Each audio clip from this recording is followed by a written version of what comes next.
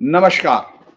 Dhirendra पुंडी news point में आप सभी का एक बार फिर से स्वागत है।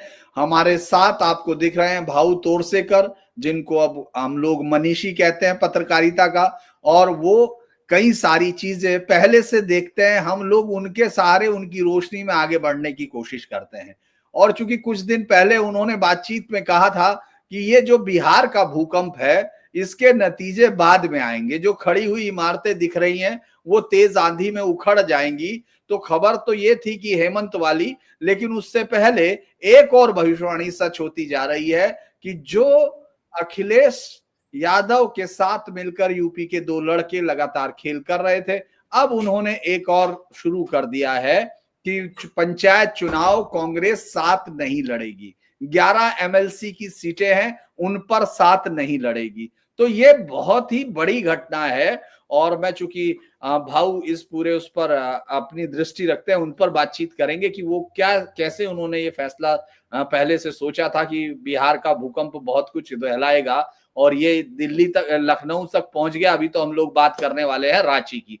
तो अभी आपका बहुत बहुत स्वागत है भाऊ। और ये सवाल है कि ये कैसे चल रहा है और क्या होगा इसका।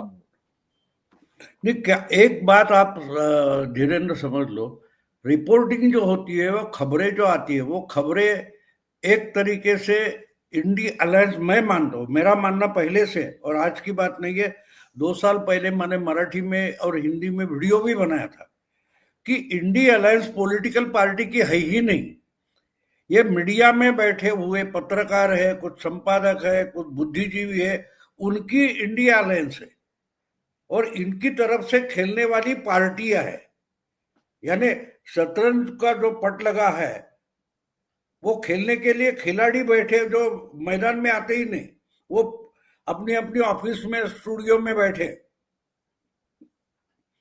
तो हो गया ये है कि बिहार के बाद लोगों को, क्षेत्रीय दल जो इंडिया अलायंस में शामिल हुए, उनको समझ में आ रहा है कि कांग्रेस को सिर्फ 2029 के लिए अपनी ताकत बढ़ानी है।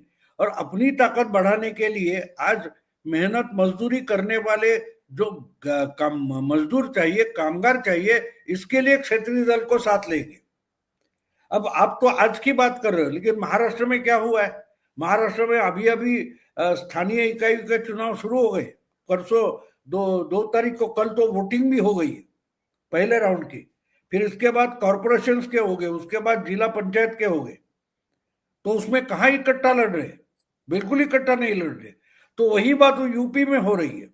तो बिहार के बारे में मैंने उस वक्त ये बोला था कि बिहार के धक्के जो है, जिस ढंग से राहुल गांधी ने बिहार का चुनाव हैंडल किया, उसका सबसे बड़ा नुकसान, बीजेपी को कितना फायदा हो गया छोड़ दो, सबसे बड़ा नुकसान आरजेडी को हुआ। राष्ट्रीय जनता दल बिहार के बाहर कहीं है नहीं, थोड़े 2-4 लोग कोई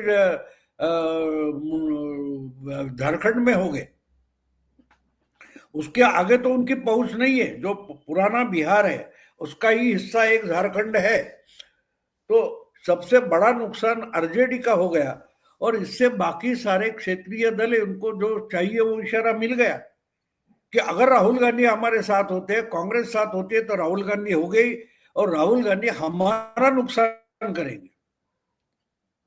उनको कांग्रेस बीजेपी से लड़ना है, लेकिन हमको लोकल बीजेपी से लड़ना है, ना नेशनल बीजेपी से लड़ना है। अब स्टैलिन हो, उसका दिल्ली के बीजेपी से कोई मतलब नहीं है, यूपी के बीजेपी से कोई मतलब नहीं है। उसका इशू होगा वो लोकल होगा। कर्नाटक हो, महाराष्ट्र हो या बंगाल हो, वहां की जो क्षेत्रीय पार्टियां है, उनका नेशनल लेवल पर बीजेपी से कोई झगड़ा नहीं है। लेकिन कांग्रेस का है, क्योंकि कांग्रेस भी नेशनल पार्टी है। तो इसके लिए इनका इस्तेमाल करके कांग्रेस अपनी ताकत बढ़ाना चाहती है और इसकी कीमत चुकाने का अब आरजेडी ने भरी है ना। कुछ 70 से ज्यादा एमएलए थे, वो 25 तक नीचे आ गए, 2/3 उनके कट गए। तो ये आहिस्ते आहिस्ते अखिलेश के समझ में आएगा, बाकी कोई वो हेमंत सोरेन के नजर में आएगा। और मैंने तो बिहार के नतीजे आने के बाद, मेरा ख्याल है 5-6वें दिन तो मैंने लिखा था कि सबसे पहली इंडिया अलायंस टूटेगी तो झारखंड में टूटेगी। ये मैंने 21 को बोला था, आज तो उसको 12 दिन 13 दिन हो गए। अब खबरें आने लगी है कि हेमंत सोरेन दिल्ली में गया, कहीं अमित शाह को मिला है, मोदी जी को मिला है, और झारखंड का गठबंधन टूटेगा और बीजेपी के साथ वगैरह आ जाएगा। स्पेकुलेशन शुरू हो गया। आज भी इनके पास कोई विजन नहीं है कि क्या होगा। जो पॉलिटिकल एनालिसिस कर रहे हैं वो बिल्कुल नहीं समझ पा रहे कि टूटेगा ये सही है, जो मैंने ही 11-12 दिन पहले बोला है, लेकिन टूटेगा, इंडी गठबंधन टूटेगा, इसका मतलब झारखंड मुक्ति मोर्चा बीजेपी के साथ आ जाएगा, ऐसा मुझे बिल्कुल नहीं लगता। ये क्या होता है, अपने अपने स्टूडियो में या एसी केबिन में बैठकर अंदाजा निकालते हैं और ठोक देते हैं, और उसी ढंग से पार्टियां चलेगी ऐसा इनको लगता है, लेकिन वैसा होता नहीं। पॉलिटिकल पार्टियां जिंदा लोग चलाते हैं, नेता लोग चलाते हैं, वो जिंदा होते हैं, उनकी अपनी सोच होती है, उनके अपने स्वार्थ होते हैं, उसके अनुसार हो जाएंगे। आपकी आइडियोलॉजी और आपके जो निष्कर्ष है, विमर्श है, उसके आधार पर पॉलिटिकल पार्टियां नहीं चलेगी। और इसलिए झारखंड अगर गड़बड़ा रहा है तो ये तो मुझे पहले से मालूम था, यानी मेरा अंदाजा था, मैंने तो वीडियो बनाया था। सबसे पहले झारखंड में इंडी अलायंस टूटेगी और आज खबरें आ रही है। हाँ, लेकिन इस पर जो कुछ खबरें बताई जा रही है वो मुझे नहीं लगता कि सही होगी। बीजेपी और झारखंड मुक्ति मोर्चा साथ आएंगे। अरे इसको लोकसभा के समय तो उसको आपने अरेस्ट करके अंदर डाल दिया था, एक दिन में बीजेपी आएगी क्यों, ऐसे इनको लगता है। वो बात नहीं है। झारखंड मुक्ति मोर्चा बिहार के चुनाव में इंडिया अलायंस में कुछ 4-5-6 सीटें मांग रहा था, 10 सीटें मांगी थी, 5 सीटें दे दो, लेकिन उनको आखिर तक टांग कर रखा था और आखिरी मोमेंट में बोल दिया कि आप कुछ नहीं दे सकते। अब आरजेडी का एक मिनिस्टर है, हेमंत सोरेन के मिनिस्ट्री में आरजेडी का एक मंत्री है ना, कांग्रेस के सपोर्ट से वो सरकार चला रहे, उनके 2-3 मंत्री कांग्रेस के भी है, और आप उसको ही चीट कर रहे हो, तो उसको तो गुस्सा आएगा ना। वो आखिर उन्होंने तय किया था कि भाई हम खुद लड़ते, लेकिन आखिरी मोमेंट में उन्हें तय किया कि ठीक है छोड़ देते, हम नहीं लड़ेंगे। लेकिन ये पार्टी झारखंड मुक्ति मोर्चा, ये बिहार, एक अलग राज्य बिहार से तोड़कर बनाने के लिए लड़ती रही हुई पार्टी है। आप उसको ही चीट कर रहे हो, जिसके साथ सत्ता में बैठे हो बाजू के स्टेट में। तो ये तो होना था। अब हेमंत सोरेन उसका अगला कदम उठा रहा है, तो अखिलेश भी करेगा, बाकी सब क्षेत्रीय दल करेंगे। हमारे महाराष्ट्र में उद्धव ठाकरे और बीएमसी में कांग्रेस के साथ जाएंगे न जाएंगे, इसका झगड़ा चालू हो गया। ममता दीदी तो इनको दरवाजे पर खड़ा नहीं कर रही। तो बात साफ है, इंडी गठबंधन टूटेगा। और पिछले वीडियो में हमने आपको बता दिया था जी कि इंडी यूपीए नाम का एक मुर्दा पड़ा है, मुर्दा घर में, उठाने को कोई नहीं आ रहा है। बिल्कुल वैसा ही अब INDIA नाम का मुर्दा भी जाकर मुर्दा घर में जमा होगा, 4 साल में सड़ेगा और उसको उठाने वाला कोई नहीं होगा। नया कोई नाम लेकर ये गठबंधन बनाएंगे, इससे ज्यादा कुछ नहीं होगा। हाँ, लेकिन अच्छी बात है, अगर तेजस्वी का जो अनुभव है उससे अखिलेश कुछ सीख ले रहे, सबक ले रहे, तो अच्छी बात है। लेकिन अभी भी अगर मैं देखता हूं कि हेमंत सोरेन का अभी वहां, चूंकि बीजेपी सबसे बड़ी पार्टी थी, अगर वोट शेयर के हिसाब से करें, अकेली पार्टी को सबसे ज्यादा वहां उसी को मिला था। इसके अलावा हालांकि वोट बैंक का जो इंडी गठबंधन का था कुल मिला के 44.33 था, लेकिन बीजेपी जो JMM था वो सिर्फ 23% था, बीजेपी का 33% था। तो बीजेपी ताकतवर तो वहां है, लेकिन क्या ये जो आपने कहा कि वो सरकार तो नहीं बनाएंगी, तो क्या अंडरस्टैंडिंग हो सकती है दोनों के बीच में? अंडरस्टैंडिंग क्या हो सकती है? क्योंकि राहुल गांधी तो अपने आप को इनके साथ खड़े होकर दिखाने की कोशिश करता है कि वो उन राज्यों की पूरी पॉलिटिक्स को बीजेपी बर्बाद कर रही है, बीजेपी वो कर रही है, जबकि जो वोट चोरी का मुद्दा है या वोट के जो ये तमाम उस समय लगा रहे थे, उसका जो वहां जो आप कह रहे हैं उस सबके पूरे जो मुद्दे का जनाजा जो EVM का है, वो तो झारखंड में ही उठ गया था, क्योंकि झारखंड में बहुत ताकत के साथ इन लोगों को बहुमत मिला था। उस समय तो किसी ने नहीं कहा कि भाई ये जो गड़बड़ हुई है, ये सारी चीजें हुई है। जेएमएम को 34 सीट मिली थी, इंडियन नेशनल कांग्रेस को 16 मिली थी, आरजेडी को 4 सीट मिली थी और सीपीआईएमएल को भी 2 सीट मिली थी, यानी 56 सीट 88 में से इन लोगों को मिल गई थी। और उन बीजेपी के पास कुल 21 सीट आई थी, जो एनडीए के पास 24। तो मुझे क्या हो सकता है, क्या अंडरस्टैंडिंग होगी अगर मान लीजिए कि बीजेपी के साथ तो वो आएगा नहीं हेमंत, या अखिलेश भी बीजेपी के साथ? मुझे नहीं लगता कि, हाँ एक देखो, राजनीति जो होती है, लड़ाई जो होती है, वो अलग अलग रणनीति से होती है। देखो हमको अब जब ऑपरेशन सिंदूर हो गया तो वो कुछ घंटों में मामला खत्म कर दिया, रोका गया है, कभी भी लड़ सकते हैं, धमकी तो देख के रखी है, लेकिन अब तो 6 महीने कम से कम हो गए, ऑपरेशन सिंदूर का दूसरा पार्ट तो नहीं हुआ है। नहीं। तो इसका कारण ये है कि रणनीति में हमको हासिल क्या करना है ये देखा जाता है पहले। तो हासिल करना क्या कि पाकिस्तान को हरा कर क्या करोगे, आप वहां जाकर राज करोगे क्या? वहां के 4 राज्य इंडिया में कनेक्ट करके लोगे? नहीं। वो डेमोग्राफी 25 करोड़ मुस्लिम पॉपुलेशन आप अपने साथ लाना चाहते हो, ये तो पॉसिबल नहीं है, क्योंकि वो बर्डन हो जाएगा, बोझ हो जाएगा। डेमोग्राफी, इंडिया की डेमोग्राफी चेंज होगी, तो वैसा नहीं होता, इसलिए उसको अधमरा करके छोड़ दिया गया।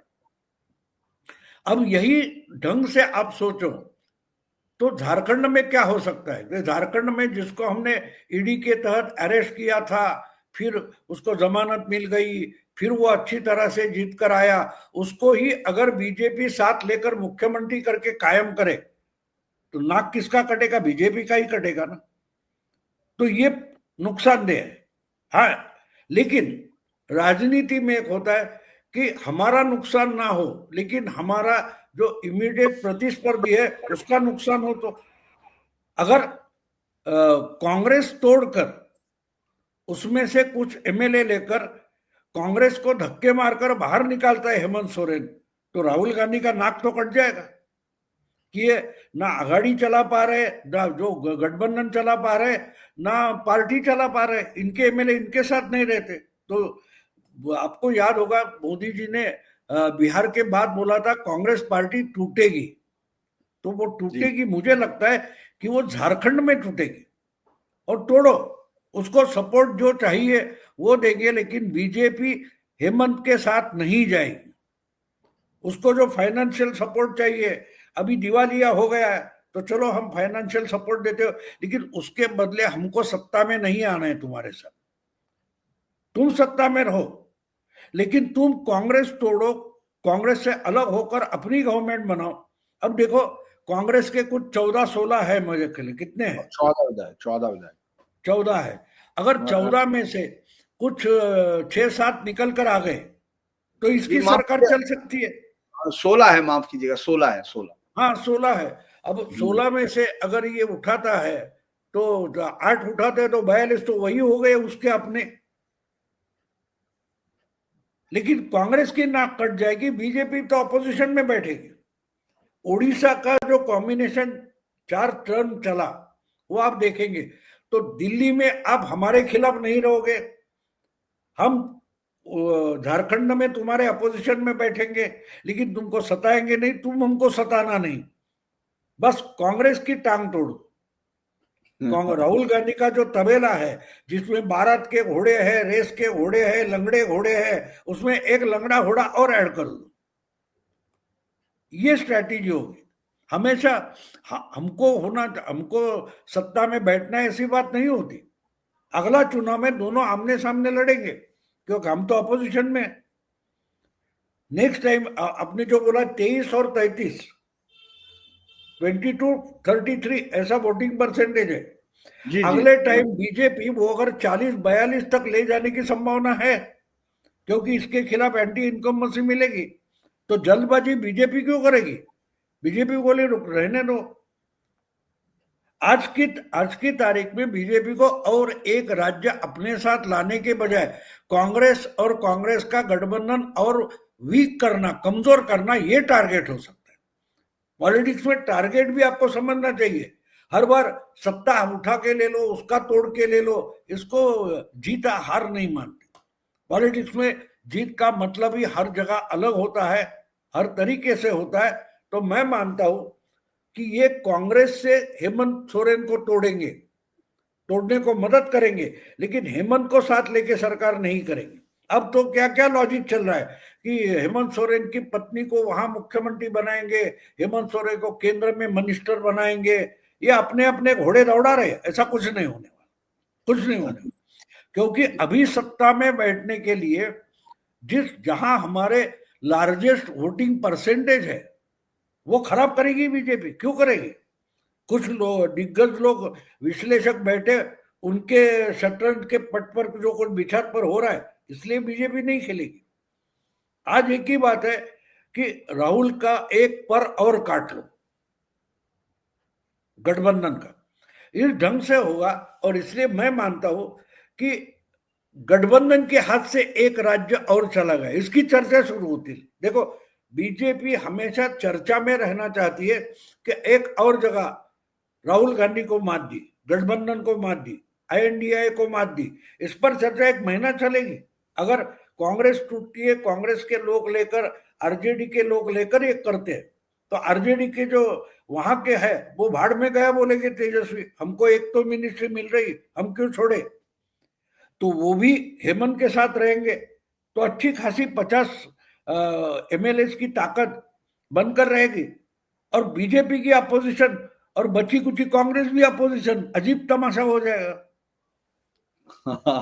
उड़ीसा वाला आप बता रहे थे, वो जरा दर्शकों को जरूर थोड़ा सा याद रहे, ताकि इसलिए मैं चाह रहा था आप उसको बता दें कि किस तरह बीजेपी ने अपनी स्ट्रेटजी वहां फॉर्म की थी। क्या है, बिहार उड़ीसा में बीजेपी और बीजू जनता दल एक दूसरे के खिलाफ लड़ते थे ना, लेकिन दिल्ली की राजनीति में, पार्लियामेंट की राजनीति में बीजू पटनायक की जो कांग्रेस थी, बीजू जनता दल जो थी पार्टी, वो क्वालिटेटिव सपोर्ट देती थी जी। हाँ, पार्टी एक दूसरे के खिलाफ विधानसभा में लड़ती थी, विधानसभा में एक दूसरे के खिलाफ थी, लेकिन जब ऐसे कंट्रोवर्शियल चीज आते थे तो बीजू जनता दल कांग्रेस के साथ भी नहीं रहता था। कभी कभी तो बीजेपी को सपोर्ट करता था, लेकिन कांग्रेस की किसी भी गठबंधन में बीजू जनता दल रहा नहीं। बिल्कुल उसी ढंग से अगर हेमंत सोरेन झारखंड मुक्ति मोर्चा को ले जाते तो पैरेलल चलता रहेगा। और 2 चुनाव लड़े तो हमारे खिलाफ मत रहना, हमारी टांग मत खींचना, तुम मुख्यमंत्री रहो, हमें कोई फर्क नहीं पड़ता। 2 चुनाव के बाद झारखंड में मुख्यमंत्री आएगा बीजेपी का, कोई बड़ी बात नहीं। शायद अगले चुनाव में आएगा, ऐसी कोई बड़ी बात नहीं। क्योंकि अगर 33% वोटिंग आपके साथ है तो वो बढ़ाना पॉसिबल है, कोई बड़ी बात नहीं है।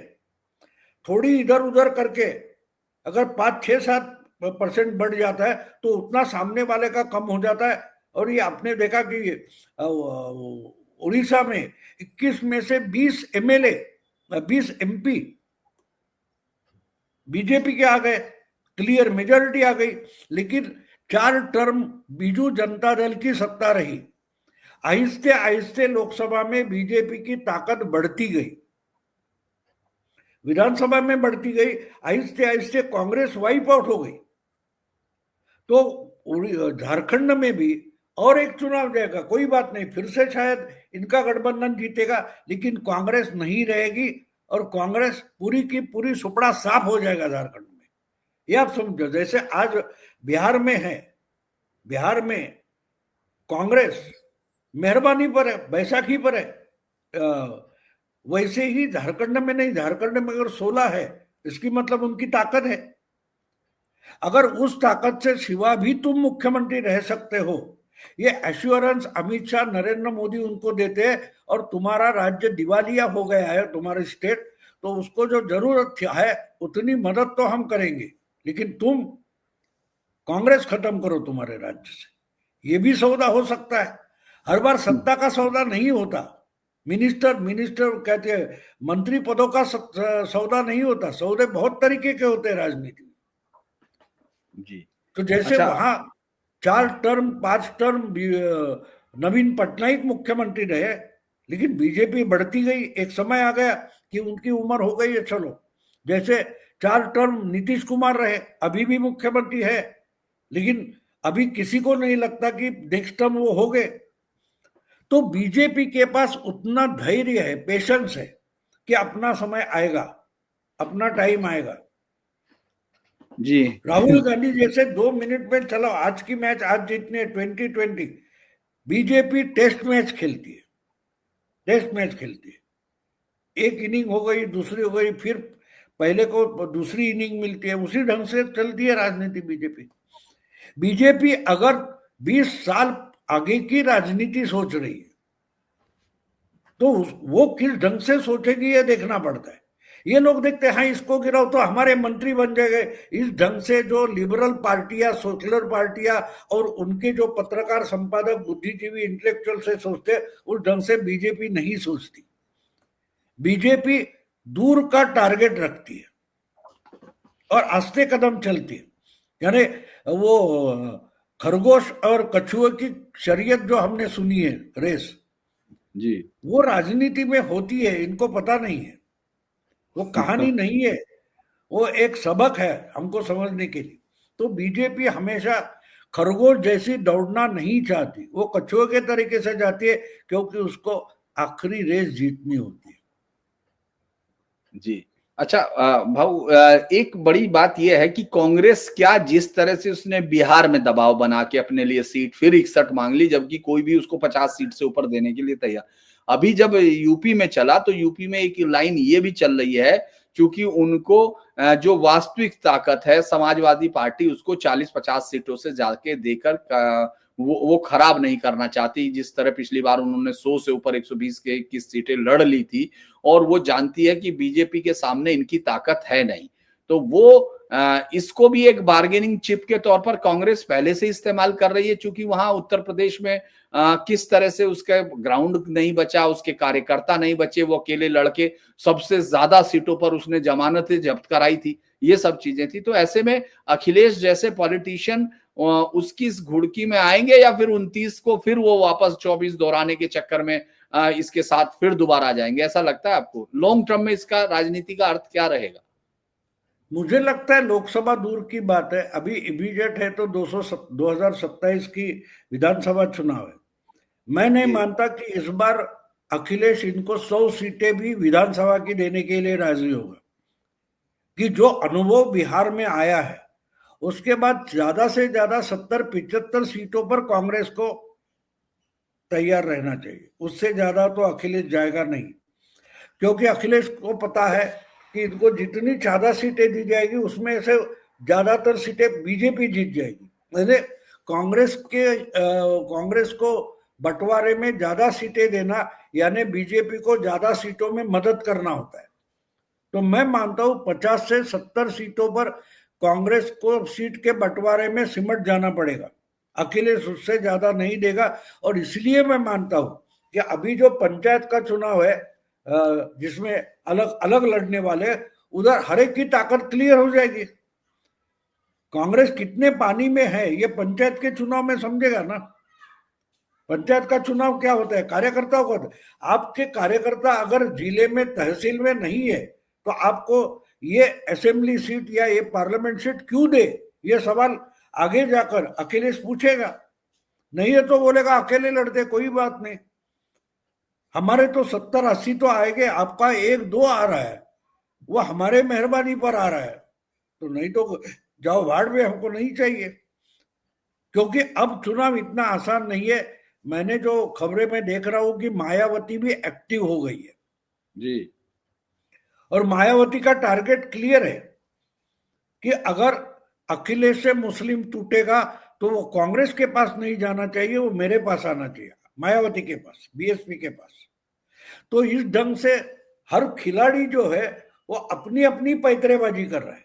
तो उस पैतरेबाजी में मुझे लगता है कि अगले लोकसभा चुनाव तक गठबंधन की बात छोड़ दो, हाँ लोकल लेवल पर जो होगा, अब तमिलनाडु में जितनी भीख डालेगी उतनी लेने पड़ेगी कांग्रेस को।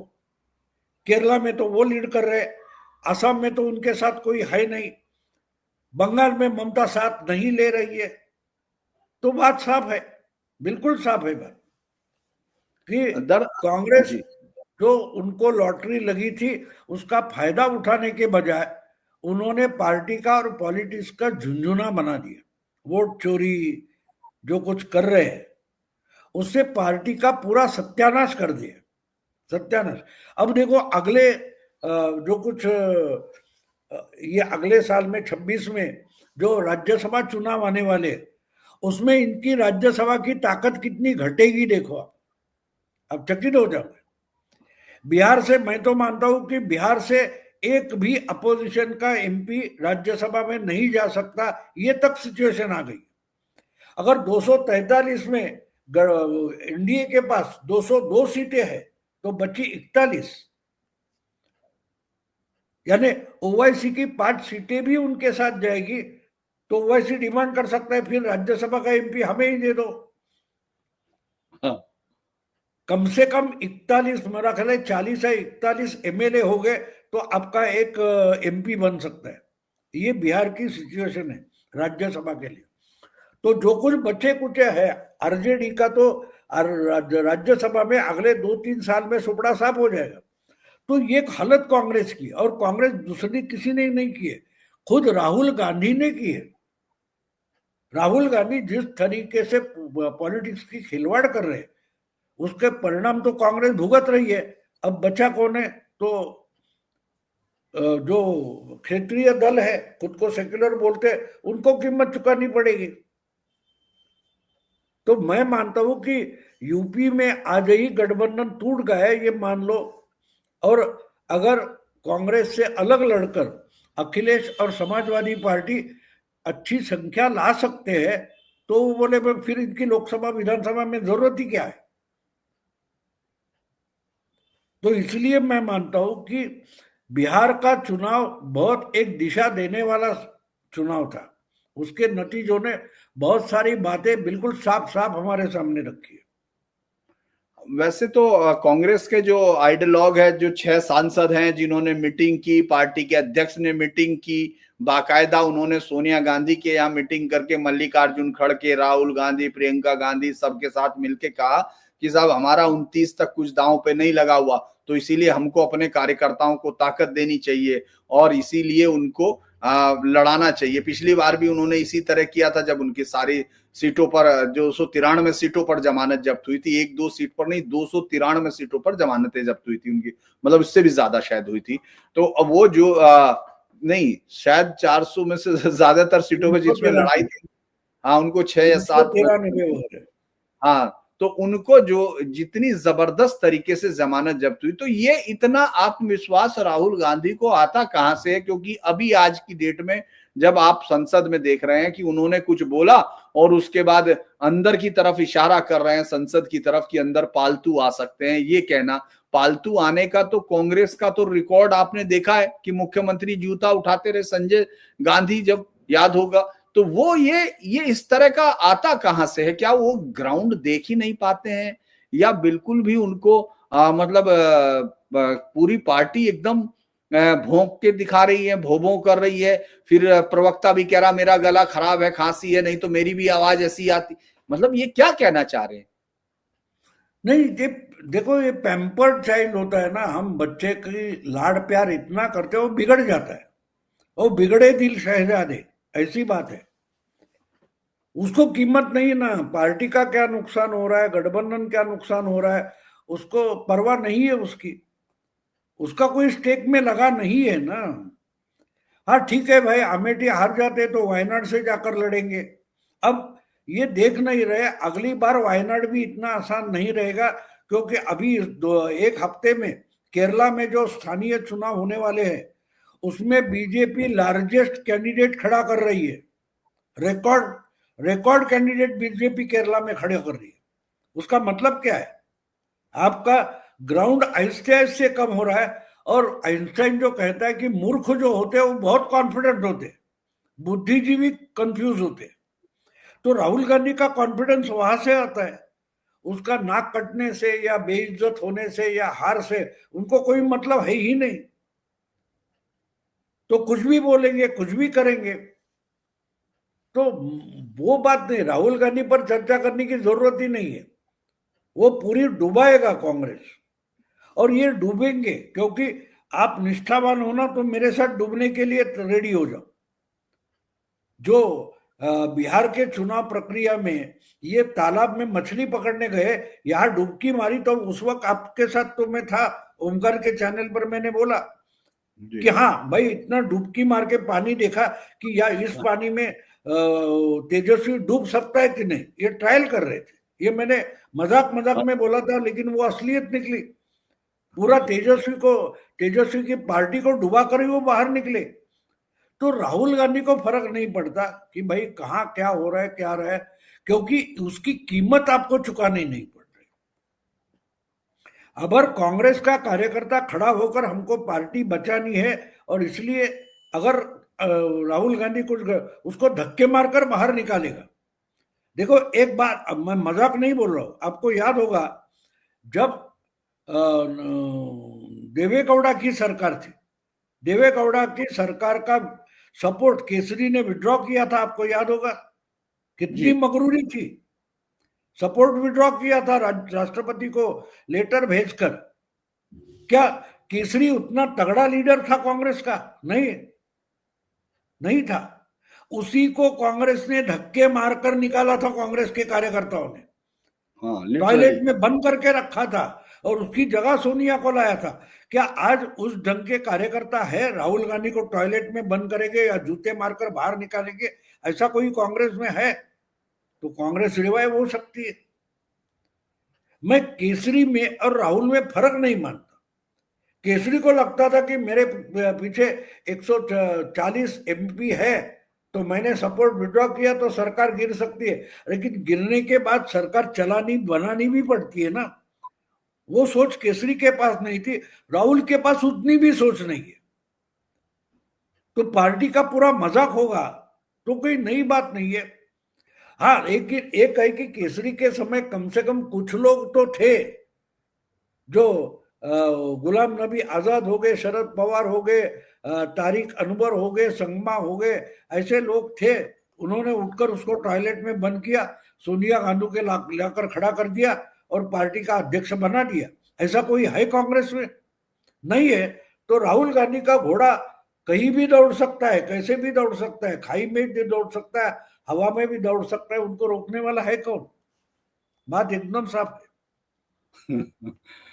क्योंकि परिणामों की परवाह नहीं, जुआरी जैसे परिणामों की परवाह नहीं करता, तो उनके दिमाग में जुआ चढ़ा हुआ है। युधिष्ठिर जैसा विचारवंत भी अपनी पत्नी को जुआ में लगा सकता है, तो ये तो पूरा निर्बुद्ध है ना। ये कुछ भी शहीद कर सकता है, बलि दे सकता है। बस आखिरी सवाल भाऊ, कि ये जिस तरह से आपने अभी संसद में देखा कि वो एसआईआर पर चर्चा, अभी देखिए एसआईआर पर कोई 65 आदमी उनको नहीं मिले जो मर चुके थे या जिनका नाम कट गया था इलीगली, वो नहीं मिले। ये उनकी पार्टी के आदमी ने कह के उनकी पोल खोल दी। इसके बाद पूरा चुनाव में बिना किसी रिपोल के, ऐसा बहुत रेयर होगा, मतलब मेरी जानकारी में तो ऐसा बिहार में तो पहली बार हुआ है, लेकिन बाकी सब जगह भी होना बहुत रेयर होता है कि कोई रिपोलिंग ही नहीं हुई। इसके बावजूद आप जो है सदन में, आपके पास मुद्दे नहीं है, सदन में आप खड़े नहीं हो रहे हैं, और अभी भी आपको ये लगता है कि जनता आपकी बात सुनेगी। इसीलिए आप जब इस तरह के सवाल करते हैं, तो क्या आपको नहीं लगता कि प्रधानमंत्री ने बहुत अच्छे से आपको पैक किया हुआ है कि आप एसआईआर पर बहस करने के चक्कर में वंदे मातरम को ले आए, जिसपे सबकी पोल खुलेगी कि किस तरह से इस देश ने जिहादियों के सामने समर्पण कर दिया था, वो खासतौर से कांग्रेस ने कर दिया जब उसने 1937 में हटाया। तो ये हर फ्रंट पे इनके पास कोई सोचने वाला नहीं है, कोई करने वाला नहीं है। अभी भी सवाल किया, आज उन्होंने बोला, वो जो जासूसी का नाम लेके कहा, तो उस पर भी उसने कहा कि एक अच्छी प्रोसेस है ये, शशि थरूर ने। तो ये मतलब विपक्ष पूरा, चलिए राहुल गांधी को मान ले, लेकिन बाकी विपक्ष उनको अभी तक लीडर मान रहा है सदन के अंदर। इंडी गठबंधन के लोग कम से कम सदन में तो उनकी सुन रहे हैं, ममता को छोड़ दे तो। हाँ, तो आहिस्ता आहिस्ता बाकी आ जाएंगे ना, जब जब उनका नुकसान दिखाई देगा तो आहिस्ता आहिस्ता अलग हो जाए। लेकिन एक बात आपको बोल दूं, देखो 240 तक बीजेपी आ गई, उसके बाद जो माहौल खड़ा हो गया था, हम जैसे मोदी समर्थक भी डिस्टर्ब हो गए थे। मैंने उस वक्त एक वीडियो किया था, कि आप 240 का आंकड़ा देख रहे हो, आप माइनॉरिटी का आंकड़ा देख रहे हो, लेकिन निगेटिविटी में भी एक पॉजिटिविटी होती है, आपको वो देखनी चाहिए। ऐसा वीडियो मैंने बनाया था और उसमें मैंने कहा था कि मेजॉरिटी तो गई, मैं मानता हूं, लेकिन गठबंधन है, उसका बहुमत है, मोदी फिर से प्रधानमंत्री बनेंगे, लेकिन इसमें सिल्वर लाइनिंग अगर कोई है तो Rahul Gandhi officially opposition leader बनेंगे। ये बीजेपी के लिए बड़ी पॉजिटिव चीज है, ताकि ये हर दिन मूर्खता करेंगे और उससे बीजेपी की सरकार और चमक उठेगी। ये मैंने उस वक्त बोल के रखा है जब पहला सेशन भी नहीं हुआ था। अगर राहुल गांधी अपोजिशन लीडर बनते हैं तो बीजेपी के लिए तेजी ही तेजी है, चांदी ही चांदी है। मैंने उस वक्त बोला था, तो राहुल गांधी वही कर रहे। मैंने तो वही तो एक्सपेक्ट किया था और सबसे पहले किया था। मैंने कहा था बीजेपी वालों को रोने की जरूरत नहीं है, पॉजिटिवली देखो कि इस चुनाव ने राहुल गांधी को अपोजिशन लीडर बना दिया। यह सबसे बड़ी अचीवमेंट है बीजेपी की, मैं मानता हूं। और आज आप देख रहे हर दिन कांग्रेस और अपोजिशन मजाक का कारण बन चुके हैं। तो राहुल गांधी ये करेगा, मैंने एक्सपेक्ट किया था और अकॉर्डिंग टू माय एक्सपेक्टेशन वो ठीक काम कर रहे हैं। मुझे तो यही एक्सपेक्टेड था। मैं तो बीजेपी समर्थक हूं, मैं छुपाता नहीं हूं। तो कोई कहानी तो नहीं सुनाई दी भाऊ? अगर आपने उसमें कोई कहानी सुनाई हो तो दर्शकों को आपकी कहानी ऐसी लगती है समझाने वाली, तो अगर कोई कहानी अभी आज सुनानी हो तो कहानियां बहुत होती है। कहानियां देखो, एक बात होती है, कहानी से क्या होता है, जल्दी बात समझ में आती है, जल्दी बात समझ में आती है। तो राहुल गांधी की एक बात होती है ना, हमारे मराठी में वो कुछ भी बोल देते, उसका परिणाम सोचते नहीं। तो बिल्कुल वैसी बात है, उससे कोई कहानी कहने की जरूरत नहीं। बस जैसे मैंने एक बार आपको बताया था ना कि तो जो जिस अर्थहीन चीजें करते हैं, अर्थहीन चीजें करते हैं, तो उसके सुलग कहानी होती है तो मैं बोल देता हूँ। ऐसे कोई जबरदस्ती कहानी सुनाई नहीं जाती, लेकिन उसमें राहुल गांधी अपने आप में एक कहानी है। वो शेख चिल्ली की बात है ना, जिस शाखा पर बैठा था उसी पर कुल्हाड़ी चला रहा था, बस वही है, और क्या है। उसको समझाने की जरूरत ही नहीं है। जी, और जहां जहां पार्टी का फायदा होगा उधर ही कुल्हाड़ी चलाएगा। इससे और राहुल गांधी से कोई एक्सपेक्ट नहीं कर सकता। मुझे दया, कल आपको कहने के हमारे पत्रकार थे और अभी कांग्रेस के एमपी थे कुमार केतकर, परसों एक शादी के लिए गया था, उधर मिल गए थे। तो मैंने उसको वही बोला कि मुझे दया आती है तुम पर, तुम जैसा बुद्धिमान इंसान अगर राहुल को डिफेंड करता है तो तुम्हारी दया आती है, उसकी नहीं आती। तो इसी बात है बुरा। जी, जी, यानी मुझे कांग्रेस में बैठे जिनकी अकल ठिकाने पर है, ऐसे लोगों की दया आती है, दया आती है। हमारे ससुर बोलते थे, मूर्ख बॉस के साथ काम करने जैसी शिक्षा सजा नहीं होती, ऐसा कहते थे। तो राहुल गांधी ये पूरे कांग्रेस वालों के लिए सजा है। धन्यवाद, धन्यवाद भाऊ। क्योंकि आज हम लोगों ने एक और आपकी भविष्यवाणी को अभी अपने सामने होते हुए देखा है। अभी तो हम बंगाल के चुनाव पर भी चर्चा करेंगे, कल फिर हम अलग अलग समय पे आपसे मिलते रहेंगे, लेकिन आपने हमारे श्रोताओं को समय दिया, हमको समय दिया, इसके लिए बहुत बहुत धन्यवाद भाऊ। आप जुड़े रहें और हम लोग शुभ।